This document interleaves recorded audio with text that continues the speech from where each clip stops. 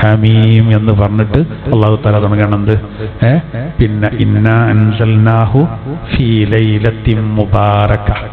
അല്ലാഹു പറയും, നോക്കൂ ഖുർആനെ പറ്റി അല്ലാഹു പറയാം, ഇന്നാ അൻസൽനാഹു, വിശുദ്ധ ഖുർആനെ നാം ഇറക്കി, ഫീ ലൈലത്തിൻ മുബാറക, ഒരു അനുഗ്രഹീത രാത്രിയിൽ.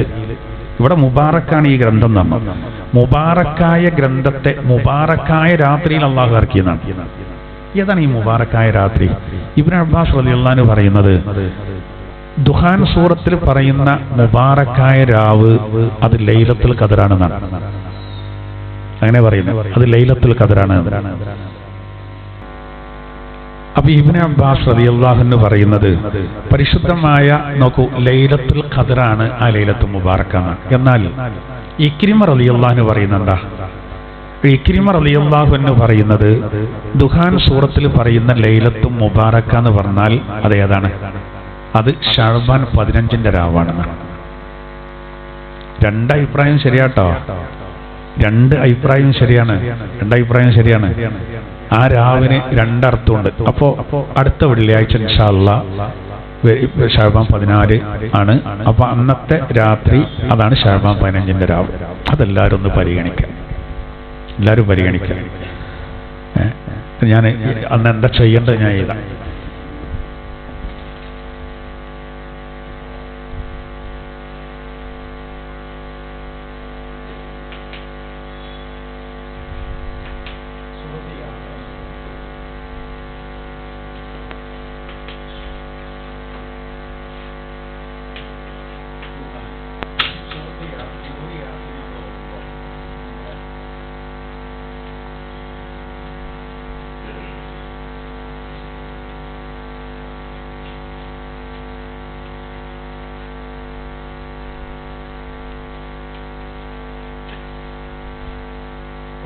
ഭക്ഷണത്തിൽ ബർക്കത്ത്, അങ്ങനെ തന്നെ കയറണം. ഒന്ന് ഭക്ഷണത്തിൽ ബർക്കത്ത് ഉണ്ടാകാൻ,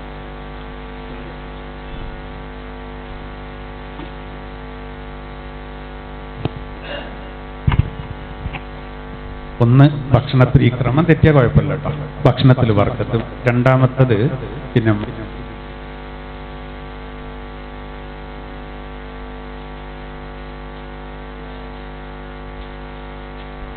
ആയുസ്സിൽ ബർക്കത്തുണ്ടാകാൻ. മൂന്നാമത്തത്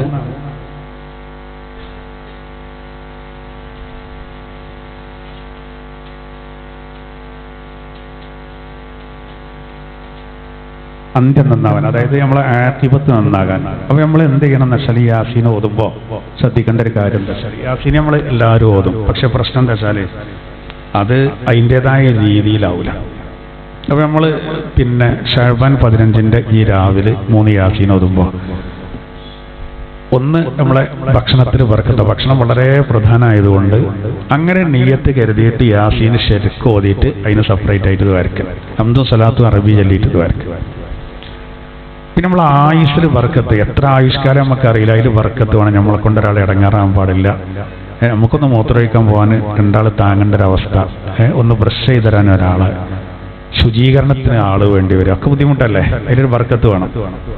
അങ്ങനെ കരുതിയിട്ട് തന്നെ യാസീൻ ഓതിയിട്ട് അതിന് വരയ്ക്കുക. പിന്നെ നമ്മളെ ആഖിബത്ത്, അവസാനം നന്നാവുക എന്നുള്ളത് വളരെ പ്രധാനമാണ്, അന്ത്യം നന്നാവരുത്. അങ്ങനെ 3 യാസീൻ ഓതിയിട്ട് നമ്മൾ വരയ്ക്കുക. പിന്നെ ദുഹാൻ സൂറത്തിലാണ് ഈ വിഷയം അല്ലാഹു പറയുന്നത്, ഇന്നാ അൻസൽനാഹു ഫീ ലൈലത്തിൻ മുബാറക. മുബാറക്കായ രാവിൽ നാം ഖുർആൻ ഇറക്കിയതാണ്. ആ മുബാറക്കായ ശഅബാൻ 15 രാവാണ്. ഞാൻ അവിടെ ഒരു സംശയം ഉണ്ടായിരുന്നു കേട്ടോ. അപ്പൊ ഖുർആൻ ഇറങ്ങിയത് ലൈലത്തുൽ ഖദറിലല്ലേ? എന്താ സംഭവം എന്നറിയോ നിങ്ങള്? മുബാറക്കായ രാവ് ഇക്രിമ റളിയല്ലാഹു അൻഹു പറയുന്നത് അത് ശഅബാൻ 15. ശഅബാൻ 15 ഖുർആൻ ഇറങ്ങി എന്ന് പറഞ്ഞാൽ ലൗഹുൽ മഹ്ഫൂദിൽ നിന്ന് പരിശുദ്ധ ഖുർആനിനെ മലക്കുകൾ അള്ളാന്റെ നിർദ്ദേശപ്രകാരം പകർത്തി എഴുതാൻ തുടങ്ങി. അത് സ്റ്റാർട്ട് ചെയ്തത് എന്താണ്? ശഅബാൻ 15 രാവിനാണ്. ആ പകർത്തി എഴുതി അത് പൂർത്തിയായി ഇറക്കിയതെന്നാണ് ലൈലത്തുൽ ഖദർ ഉണ്ടാവുന്നതാണ്. അപ്പൊ അതിന്റെ അടിയിൽ പിന്നെ 1 മാസം ചില്ലറി ഗ്യാപ്പ് ഉണ്ടാവും. ശഅബാൻ 15 രാവ് നേരെ റമളാൻ 15 കുട്ടികളി, പിന്നെ അവിടുന്ന് ഒരു 5 ദിവസം കൂടി കഴിഞ്ഞാലാണ് ലൈലത്തുൽ ഖദറിന് സാധ്യത ഉള്ള അവസാനത്തെ 10 വരുന്നത്. അപ്പോൾ ഒക്കെ ശരിയാണ്. സൗദിയിൽ നിന്ന് ഒരാൾ പുറപ്പെട്ടു നാട്ടിക്ക്, അങ്ങനെ അവിചാരിതമായ ചില തടസ്സങ്ങൾ നേരിട്ടു. പിന്നെ ഒരു മാസം കഴിഞ്ഞിട്ടാണ് മൂപ്പര് നാട്ടിലെത്തുന്നത്. പക്ഷെ ചരിത്രം എഴുതിയപ്പോൾ മൂപ്പര് അവിടുന്ന് പുറപ്പെട്ട് വെച്ചിട്ടാണ് ഒരാൾ മൂപ്പര് നാട്ടിൽ പോകുന്നു പറഞ്ഞത്.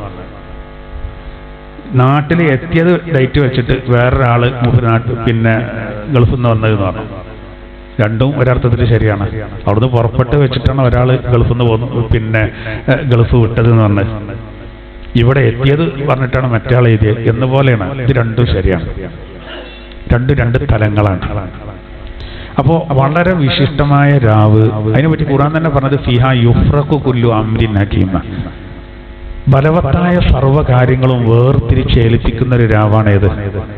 ഈ ശഅബാൻ 15 രാവ്. അതായത് എന്താ അറിയോ, ഇസ്രാഫീൽ എന്ന മലക്കിന് കുറച്ച് ഡ്യൂട്ടി കൊടുക്കും. ഈ റിസ്കിന്റെ കാര്യമൊക്കെ അങ്ങട്ടാ. ജിബ്രീൽ അലൈഹിസ്സലാത്തു വസ്സലാമിന് കുറെ കാര്യങ്ങൾ ഏൽപ്പിക്കും. അതിലെന്തൊക്കെ കാര്യങ്ങൾ ഭൂകമ്പടക്കം വരുന്നുണ്ട്, പ്രകൃതി ദുരന്തങ്ങളൊക്കെ. അപ്പൊ ആ രാവിലെ നമുക്ക് നല്ലത് വരണം. അങ്ങനെ അന്ന് തീരുമാനമാക്കിയിട്ട് ആ ലിസ്റ്റ് കൈമാറുന്നത് ലൈലത്തുൽ ഖദറിന്റെ അന്നാണ്. അതും ഇതേപോലെ വരേണ്ടത് 2 തലങ്ങളാണ്.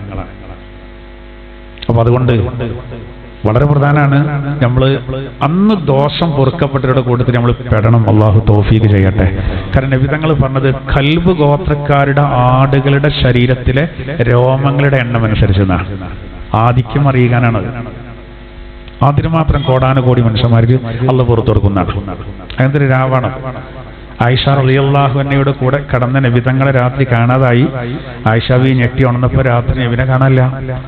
അപ്പൊ ആയിഷ ബിക്ക് തെറ്റിദ്ധാരണ വന്നു, നബി വേറെ ഏതോ ഭാര്യമാരെ അടുത്ത് പോയതാണോ, വസ്ത്രമൊക്കെ ശരിയാക്കി എടുത്ത് പുറത്തിറങ്ങിയ. നല്ല നിലാവുണ്ട്. വെറുതെ ഒന്ന് ജന്നത്തുൽ ബാക്കിയിലേക്ക് നോക്കിയത്. അപ്പൊ അവിടെ ഉണ്ട് ദ്വാരക്കുണ നബി തങ്ങൾ. എന്നിട്ട് നബി തങ്ങൾ വന്നിട്ട് പറഞ്ഞു, ആയിഷ എന്നെ വഞ്ചിച്ചതല്ല കേട്ടോ. നബിക്ക് അപ്പോഴാണ് ഈ വിവരം കിട്ടേണ്ട. അങ്ങനെ പോയതാണേ. അപ്പൊ ഇന്ന് മനസ്സിലായി, പെണ്ണുങ്ങളവിടെ നോട്ടെ, നമ്മൾ പോയാൽ മതി എന്നുള്ളതാണ്. സിയാറത്തിന് നമ്മൾ പോയാൽ മതി. അത് വരക്കാൻ പോയതാണ്. അന്നാണ് ഇതൊക്കെ പറഞ്ഞു കൊടുത്തത്. പക്ഷെ ഇത് ചിലർ ഒഴിവാക്കിയിട്ടുണ്ട് കേട്ടോ. ശിർക്ക് വെക്കുന്നവന് തൗബ ചെയ്ത് മടങ്ങിയിട്ടില്ലെങ്കിൽ ഓന് ഒരു പരൂല്ല. ഓൻ എത്ര വേറെ സ്വഭാവമുള്ള ആളായിട്ടും കാര്യമില്ല, അന്ന് പൊറുക്കപ്പെടൂല. പിന്നെ സാഹിറാണ്, നമ്മളൊന്നും പൈല് പെടൂല. സീർ ചെയ്യുന്നവൻ. മറ്റൊന്ന് മദ്യപാനിയാണ്. മദ്യപാനിക്ക് ലൈലത്തുൽ ഖദർ ഈ ശഅബാൻ 15 രാവിലെ ദോഷങ്ങൾ പൊറുക്കപ്പെട്ട കൂട്ടത്തിൽ പെടൂല. പിന്നെ പലിശ തിന്നുന്നവനാണ്, ഓന് ഒരു ഫലവുമില്ല. അതിലൊന്നും ഇപ്പൊ നമ്മൾ പെടൂല. പിന്നെ പറഞ്ഞ് ചിലത് പെടും. ആക്കുൽ വാലിദൈൻ, ഉമ്മാനെയും വാപ്പാനെയും വെറുപ്പിക്കുന്ന ആള്.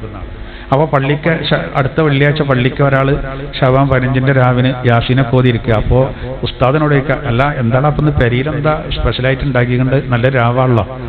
എനിക്കറിഞ്ഞൂടാ. എനിക്കറിഞ്ഞൂടാന്നോ? അതുകൊണ്ട് ഞാൻ ഉമ്മാനായിട്ട് തെറ്റാസ്ത.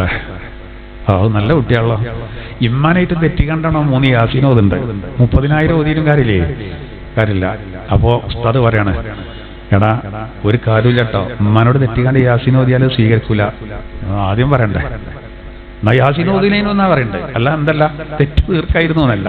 അങ്ങനത്തെ വളവന്മാരുണ്ട്. അപ്പൊ അത് നമ്മൾ ശ്രദ്ധിക്കാം. പിന്നെ ഒന്നേരം അറിയാം, ഖാത്തിയുർ റഹീം, കുടുംബ ബന്ധം മുറിക്കുന്നവൻ. അങ്ങനെ നമ്മളെ കൂട്ടത്തിൽ ഉണ്ടാവില്ല. ഇനിയിപ്പോ അഥവാ ഉണ്ടെങ്കിൽ ഇപ്പൊ ഇവിടുന്ന് പോയിന്റെ ശേഷം എന്ത് ചെയ്യാ, ഉടനെ വിളിക്കുക. ഇങ്ങോട്ട് മുണ്ടട്ടെ എന്ന് കാത്തിക്കണ്ട. നമ്പർ തപ്പി പിടിച്ചെടുക്കും. നമ്പറൊക്കെ ഉണ്ടാവും നമ്മളെടുത്ത്. ആ ഇടക്കിടക്ക് അവന്റെ പണ്ടറെടുക്കുന്ന നമ്പർ നോക്കുണ്ടാവും നമ്മൾ. ചിലപ്പോ വിളിക്കണേ, അസ്സലാമു അലൈക്കും എന്നറിയാം. നല്ല രാവൊക്കെ ഇടാ വരാനുള്ളത്. നമ്മൾ വെറുതെ ഓന് ഭയങ്കര സന്തോഷമാവും. ഓ ഇങ്ങോട്ട് ആദ്യം മുണ്ടിയല്ലോ എന്നുള്ളിടത്ത് ജയിച്ചു എന്നുള്ളിടത്ത് മറ്റേ ആള് ഇക്കോട്ടെ, ഓന് സന്തോഷമാകട്ടെ. അതിലാണ് നമ്മളെ സന്തോഷം. ആണ് വണ്ടികളി, എന്നാലേ കാര്യമുള്ളൂ. അല്ലെങ്കിൽ നമ്മൾ യാസീനൊക്കെ ഓതും, കുറെ ദ്വാരക്കും. എന്താ കാരണം എന്താ പറയുക, തള്ളപ്പെടും. അല്ലെങ്കിൽ തന്നെ നബി തങ്ങൾ പറഞ്ഞിട്ടുണ്ട് 3 ദിവസത്തിലധികം പോകരുത്. ദീനിയായ കാര്യത്തിലാണെങ്കിൽ ഇട്ട് കുഴപ്പമില്ല കേട്ടോ. ദുനിയാവിന്റെ കാര്യത്തിൽ തെറ്റിയാലേ കുഴപ്പമുള്ളൂ. ദീനിന്റെ കാര്യത്തിൽ തെറ്റിയാൽ കുഴപ്പമില്ല. ഒരാളെ മുന്നണില്ല കാര്യം പറഞ്ഞിട്ട് അതിന് കുഴപ്പമില്ല. അങ്ങനെ കുറച്ച് എണ്ണത്തെ പ്രത്യേകം നബി തങ്ങൾ എന്ത് ചെയ്തിട്ടുണ്ട്, എണ്ണി പറഞ്ഞിട്ടുണ്ട്. അതൊക്കെ ശ്രദ്ധിച്ചാൽ ഇൻഷാ അല്ലാഹ് ഈ രാവ് നമുക്ക് ഉഷാറാക്കാം. അപ്പോൾ അത് ഉള്ളത് യാസീൻ ഓതുമ്പോൾ കുട്ടികളോടൊക്കെ യാസീൻ ഓതാൻ പറഞ്ഞാലും ചിലപ്പോൾ എന്തെങ്കിലുമൊക്കെ ഫുഡ് ഉണ്ടാക്കിയിട്ടുണ്ടാവും. അതെന്തല്ല, അതൊന്നും മറക്കൂല നമ്മൾ. ഇത് കാലം കിട്ടാൻ നിൽക്കുക ഉണ്ടാക്കാൻ. അപ്പോൾ കുട്ടികളോട് ഫുഡ് ചോദിച്ചാൽ യാസീൻ ഓതിയോ 3 എണ്ണം? ഓതിയിട്ടില്ല. എന്നാൽ ഓതി അങ്ങോട്ട് തരാം. തിന്നിട്ട് ഓതിയ പോരമ്മാന്നൊക്കെ ചോദിക്കും. തിന്നാ എന്നെ പിന്നെ ഓതാൻ കിട്ടുക എനിക്കത് ഓതിയിട്ട് വേറെ. വല്ലാത്തൊരു കഷ്ടമൊക്കെ. ഇതൊക്കെ ആരെ കണ്ടുപിടിച്ചോ എന്നൊക്കെ കരുതും. അത് 3 എണ്ണമൊക്കെ യാസീനെ ഉൾക്കൊള്ളാൻ കഴിയൂല. പിന്നെ ഒരു ഓത്തുണ്ടാവും, യാസീൻ അൽ ഖുർആനിലൊക്കെ ഇന്നക്കലമനോസ്ലാസ്വാത്തി മുസ്തഖിൻ റഹീലിറക്കും, തലക്ക് മാന്തണം ഉണ്ടാവും, അങ്ങോട്ട് തിരിയണോ ഇങ്ങോട്ടും മറിയണോ, അതിൻ്റെ അടിയിൽ ഒരു ഓത്തുണ്ടാവും. അപ്പൊ അങ്ങനെ ഓതരുത്. നമ്മളിപ്പോ ശരിക്കും ഓതുന്നവർ തന്നെ ഭയങ്കര ഉമ്മാരൊക്കെ ചിലപ്പോൾ അടുക്കളയിൽ നിന്ന് അങ്ങനെ ഓതേ കയറും, 1 ആയി 2 ആയി 3 ആയി എന്നറിയും. പക്ഷെ ഇത് അതിൻ്റെതായ രൂപത്തിലല്ലെങ്കിൽ അതുകൊണ്ട് കാര്യമില്ല. അതിനകത്തേക്ക് ഇരുന്നിട്ട് ആ മാട്ടം പോലെ മനസ്സ് തട്ടിയുന്ന രൂപത്തിലാണ് ഇത് വരയ്ക്കുക. അപ്പൊ ഒക്കെ റെഡിയാവും. പിന്നെ റമളാൻ നമുക്ക് ഭയങ്കര റാഹത്തേക്കാണ്. അല്ലാഹു തആല തൗഫീഖ് നൽകുമാറാവട്ടെ.